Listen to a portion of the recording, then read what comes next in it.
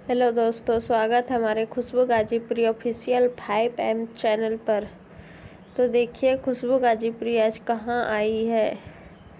वो शुभम जी के घर आई है रील का वीडियो शूट करने। तो देखिए खुशबू जी तैयार हो रही है, अपना मेकअप कर रही है। शुभम जी के घर में है वो, अभी तैयार होके वीडियो शूट करेगी।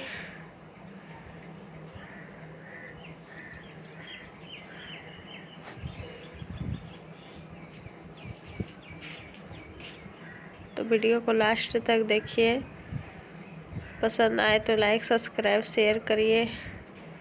तो देखिए खुशबू जी पूरी तरह तैयार हो गई और वो छत पे चली गई है जो रील का वीडियो शूट करेगी। यहाँ शुभम जी है और विशाल भी है और मौसम भी बहुत अच्छा है, ठंडा ठंडा है।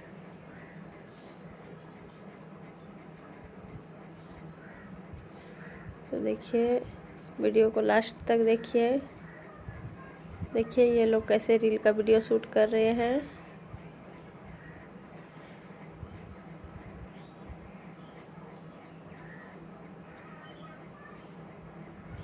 देखिए खुशबू गाजीपुरी बैठी है छत पे और उधर विशाल है, खुशबू गाजीपुरी का भाई। तो रील का ये लोग वीडियो शूट कर रही है।